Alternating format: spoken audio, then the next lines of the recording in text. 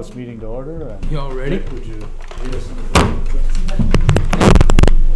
I pledge allegiance to the flag of the United States of America and to the republic for which it stands, one nation, under God, indivisible, with liberty and justice for all.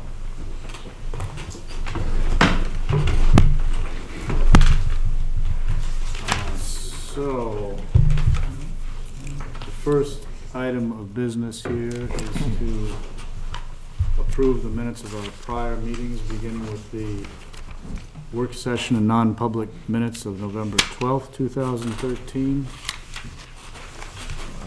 Mr. Chair, I move that those minutes be approved as written. Second. We have a motion by Bill, seconded by Neil, to approve the minutes as written. All in favor? Aye. And secondly, we would like to have a similar motion regarding the regular minutes, the minutes of the regular meeting on November 12th, 2013. So moved. Second. Second. Sorry. Go Moved for by Dick and seconded by Bill. All those in favor? it. Aye. Aye. Aye.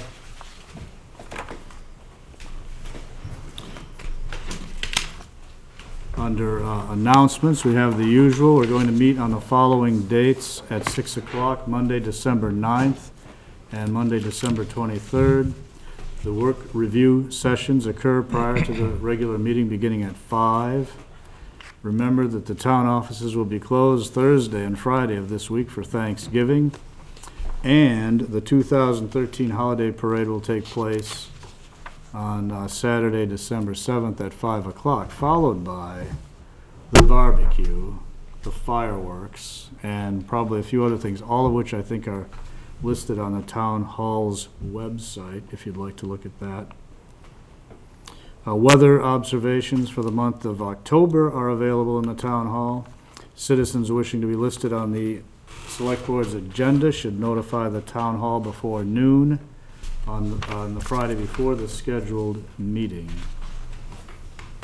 And the first substantive item on our agenda is a presentation of a plaque to Mr. Roach for his service on the planning board.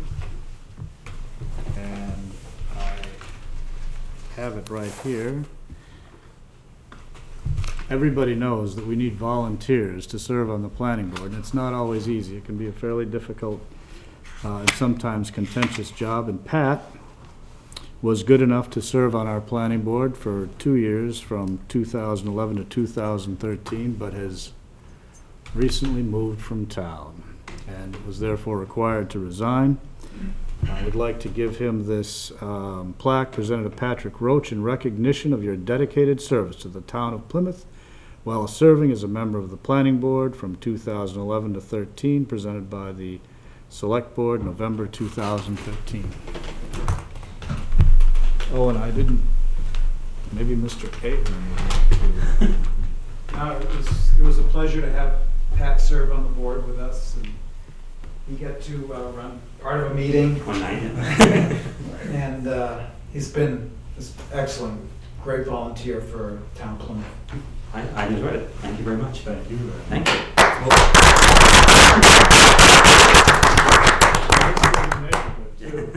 Well, I'm not too far away, so I'll still keep on chat tapping what Plymouth is doing. You probably have to cut through Parker Street to get to town. Yeah, right, exactly. Thank you all very much. Thank you. Thank you, Pat. Mr. Chairman, Yes, under agenda review, yes. I'm updates sorry. and recommendations, we'll be taking that item off. Am I looking at the wrong thing here? Front page. I'll go here. Oh, okay, gotcha. Then the next item on our agenda is request for appointment to the planning board. I have here a letter from John, AKA Jack Scarborough, dated November 18th, 2013, which reads as follows. Dear Select Board members, I am writing to request appointment as a member of the Plymouth Planning Board. I have been serving as an alternate member since April 2013. Prior to that, I served as an alternate for several years before health issues forced me to resign. At this time, I am confident in my ability to effectively contribute to the planning process in our town. Thank you for your consideration. Sincerely, John A. Scarborough. I move that we appoint him to full membership on the planning board. The second. I have a motion by Neil, seconded by Bill. Any discussion on the motion? All those in favor? Aye. I think Jack Scarborough has just been appointed full member of the planning board, replacing Pat Roach, I guess. And the next item on here is under correspondence, a letter from Bob Nicosia, I hope I'm pronouncing his name correctly, regarding adoption of a portion of Chaisson Road. Shall I read the letter, you think? All right, I'll read the letter. This is from Bob Nicosia, which says as follows: we would like to request a petition for the town of Plymouth to adopt a part of Chaisson Road. The purpose of this request is to build a single-family home on our 23 acres. And then he makes a reference to the lot. When my family purchased the land from the Kidder family, the road was drivable all the way through to Rumney. Today, the road stops in front of lot number 27 and is no longer drivable. This makes our property not accessible.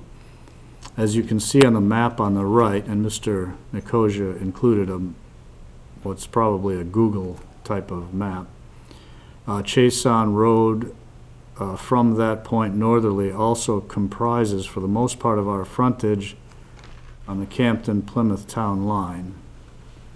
I am requesting that the part of Chaisson Road, the blue line, be adopted by the town and be brought up to current specs to be considered. This would allow for construction vehicles and/or emergency vehicles access to the property we needed. I am requesting at this time only the part of the road that is in Plymouth up to the Campton-Plymouth town lines. Thanks, Bob Nicosia. And that's it.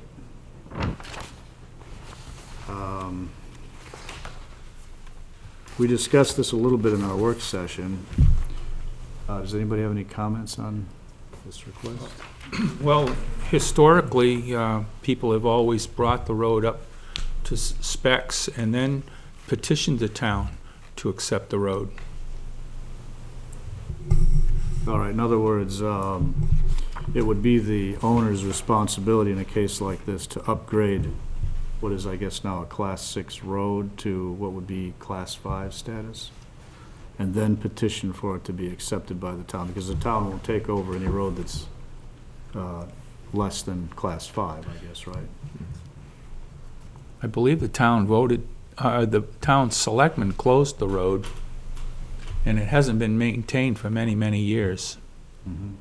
Probably at least 25 years. Do we know if there's any history of abandoning it or closing it or somehow? Well, I understood that a number of years ago that the selectmen decided to close the road. Okay. You live in this area, don't you? Right. Actually, we used to have cattle drives up that road. That's probably what wrecked it. We had a big mountain pasture, and about the first week of May, we'd drive the young stock up to the pasture, and around the first week of November, they came back. That's something I didn't know. All right. But that road hasn't been maintained. The town of Rumney does maintain their side of it to the Wilkins residents, but they don't go as far as the town line, I don't believe. Mm-hmm. So do you know where the Wilkins residence is in relation to the town line? Or how far from? Well, it's That's over there, over the They're- river through the woods. That's they're- like right around there. driveway's probably a couple hundred feet before the town line, Mhm. coming in off from East Rumney Road. But I know that there's a culvert stream crossing that's been washed away by flooding and never replaced. So there's a bridge required? Well, no, it might require some kind of a bridge now. It was a culvert, but it probably wasn't adequate. Obviously, it washed away. So there would be considerable expense involved in rebuilding that. Now, just for my own information, are there any other residences between this gentleman's property and the town road? Well, Van Loon's house is the last house in Plymouth, and the town services that road up to just past his house. So it services Chaisson Road for some distance off of Loon Lake Fairgrounds? Road. Loon Lake Road. They have a turnaround just beyond Van Loon's house for the plow trucks. Is that lot number 27 on that map? The road stops in front of lot number Boy. 27. I think so. Does that culvert that you It looks like mentioned, does that run between It's 26 and 25. Campton and Plymouth? No, it's Or is Well, it- or is there it is farther up? there is a stream there near the Rumney line. Okay, so it's sort of. I think that's where it washed Lot out. 25 and 26. Yeah, there's a lot of beaver activity up in there. and that wouldn't have to be, replaced though, for access to. May not. To get onto 24. But if we, in the future, we wanted to connect it to Campton again, or Rumney, excuse me. Well, I guess maybe a question for Paul. If he wanted to bring this road up to city specs, I mean, because it's a Class 6 road, it's still, sort of owned by the community, would he have to bring forward to the highway department some kind of a plan showing what work he was gonna be doing, how he was gonna be conducting this, materials, et cetera? A site proposal on what he's gonna do to the road. Yeah. And then Peter would go over it and match it to what the requirements are for us to And have it up then, to standards. if he did do that, he could Petition. subsequently petition the town meeting for Right. acceptance of the road. Right. So I think that's, in our mind, at least so far as a Class 5 is concerned, the process would be that if he wants to do that, he would first have to upgrade it with the town's approval, and then he could petition the town meeting to accept it. And I believe also checking with Brian Murphy, because of the budding property for Campton, Yeah, town of Campton would also have to be on board yeah, and I before it guess actually that's a goes to, good point. before it goes to the March meeting.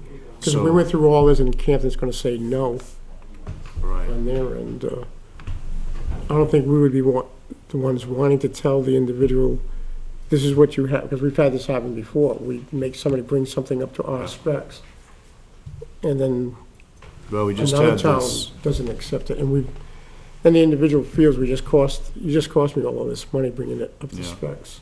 And well, I think what this, not just so we don't confuse the issue, I think what this gentleman is talking about is staying in Plymouth. And it looks here like maybe he abuts just on the Plymouth section of the road, but maybe to clarify, to the extent there was any involvement with any land in Campton, we would require their cooperation in this, right? Yep. And then, Dick, you were also saying, speaking about, the use of a Class 6 road. Yeah, I mean, there is a process by which he can petition the planning board and the Planning board of selectmen Yep. to get permission to construct on a Class 6 road, assuming certain liabilities and restrictions. But we're not saying that he can't build there. We're not saying that he can't use the Class 6 road. Right, We're just saying that we can't take it over. right. Unless he goes through that process, and there's no guarantees or promises. We might very well get to a town meeting and it would not be accepted. Right. Even if he did all that work. And the alternative Dick's talking about is there is a process by which one could seek to utilize, improve the road to your own needs and petition for, Bring it to a driveway level so that it's passable and, but there are limitations there. I think he's not guaranteed any emergency vehicle access, or maybe the rule is that it has to at least be able to. Well, I mean, he can, There's an I mean, issue. there's language in the statute about signing and recording a release of municipal responsibility where he says, I acknowledge that emergency vehicles may not be able to get to this property because of the fact that it's a Class 6 road. Isn't maintained by the community. And we do that when there's steep slopes. Yeah. Yeah. I mean, I know that this isn't a fine-tuned plan or map that we're looking at, but, Yeah. I mean, it looks like the very corner of his property is At the line. basically right at the line where we maintain up to right now. I mean, it'd be interesting to see, you know, what kind of just basically a driveway extension he'd have to create. Now, you just confused me. You said that we maintain up to right now. Do we? Right up to the Yeah. corner of his property. So right to here. Yeah, So We do maintain all the way up to that corner? I mean, I assume that's where It- that round. According to the way the verbiage in this reads versus the drawing that we're looking at. Oh. And I know what Dick's, and I was thinking the same thing, so if we went another 40 feet, Mhm. is that where his driveway would, Yeah. And if he could get in, maybe he can get an easement from 23 to get into, Or 22. or, yeah, whatever. I mean, there could be a couple ways to, for him to solve his problem and then bring some kind of a solution to us or town meeting. I think the slickest would be to continue on that road and then just cut a driveway in, but, you know, versus trying to get an easement from 22 or maybe 23 as well. But I guess that's, So for my own education again, do we believe that this is a Class 5 road up to the Campton town line? I don't know if we know the nature of that road at this point, but hasn't Up to been that maintained for corner? 25 years. I think they threw the road up. Well, that's why I didn't understand what Dick just said about maintaining it up to that corner. It's like plowing it. The town hasn't maintained it for many, many years. Yeah, but this is, how far do we you said the Van maintain? Loons. How Till far? Van Loon's house. I don't know where the Van Loons house is, but Yeah, I think we don't have, Well, you can see it on the map here where it's cleared, I believe. all right, so that Yeah, actually, down- It would be in here. right at the very bottom of the map. but we don't really. actually, if that's little, yeah, if that little humpy there. And they did some substantial clearing of the forest Then that there. doesn't come close to meeting the corner of, Yeah, that's a long way away from that. That's- border. And I think, I'm pretty sure there's a stream crossing in there. Yeah, I think we should just maybe summarize this by saying that we're somewhat short of the facts here. We don't know exactly what's Yeah. going on, but, I feel that this blue line down here is a section that he wants, oh, okay. which brings it, You think that's more or less this area here? But this clearing is the Van Loons? Or, I think he's No, saying way no, down. that- oh, okay, no, gotcha. All down, right, down here, so I don't, which is why we don't, right. So we don't maintain. we don't maintain that. So I think the prior conversation we had is, stands. It's, we have the possibility of some sort of Class 6 access if he wants to pursue that. And we described the process for upgrading a road to Class 5, which, he's free to pursue if he'd like to. I don't think we need any kind of motion on that, but can we write back to him and just explain what we, We'll keep it in-house Discuss. and still handle it through the staff. good. I don't see any visitors. We don't even have Our visitor left. a visitor left. his coat's still here. So you got a call. Oh. Under this chairman's comments, there were two things I was thinking about. One is, I got an email today saying that the book, which is titled 5 More Decades in Plymouth, is available at several stores. And at the, were you gonna say that? Well, I was gonna mention Didn't it, mean to steal but no, your that's- thunder there. Several stores in town and the Historical Society for $20, which is, and it's intended to supplement the earlier book that was written by Spear, wasn't it Eva Spear? About the 20 the decades. prior It was- 200 Or years. 10 decades, whatever. No, So 10 20 decades. right, 200. it's a very nice book written by several of our community members. And it's available over there, and it's signed by the authors, I think. And the other thing is, Chuck Lenahan. This isn't gonna be news to anybody, but I thought we should note that Chuck Lenahan ended his legendary coaching career here last Saturday by winning his last game in his 20th state championship by a score of 20. I wrote here 231-14 in overtime, but even for Lenahan, that's probably a little optimistic. But I think it was 23-14 in overtime. And Coach Lenahan has coached 43 seasons here, according to the union leader, and won 5 games for every one he lost. So I thought we should make note of that. And I was going to say something about the holiday parade, but we already did.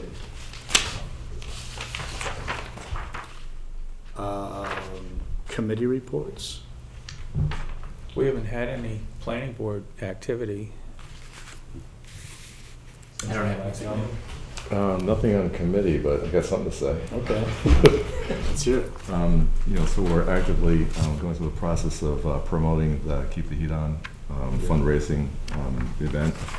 And that's coming up January 15th. It's going to be the annual event. It's going to be in Prospect Hall this year. And that's on PSU property over on High Street. And actually, Lisa Lovett is going to be the auctioneer. And it should be pretty entertaining if you'd like to come. And also, if you'd like to contribute to Keep the Heat On, it's actually working through the Plymouth Area Community Closet. And you could either send me an email or give me a call, and I can line you up. You know, for those few people who may still not know, just what does this event accomplish? Good question. So Keep the Heat On essentially funnels money to needy families in the Plymouth area. And there are several towns in the catchment area, but the money will go to supplement oil heat, also wood heat. I mean, we do work through the Plymouth Area Community Closet to get money to local oil companies to come out and provide heating fuel for people in need. So, And do you off the top of your head, remember about how much it raises every year? we're targeting 40,000 this year. That's Martha Richards has put the goal. Last year we raised I think 36,000. And it's through both sponsorships and through the auction events at the annual meeting. And Okay. your help is much appreciated. All right. Yeah, I don't have anything to report, so anything else? Motion to adjourn? So moved. Second? Moved by Bill, seconded by Dick. Any discussion, or shall we just take a vote? All those in favor? Aye. Aye. We are adjourned.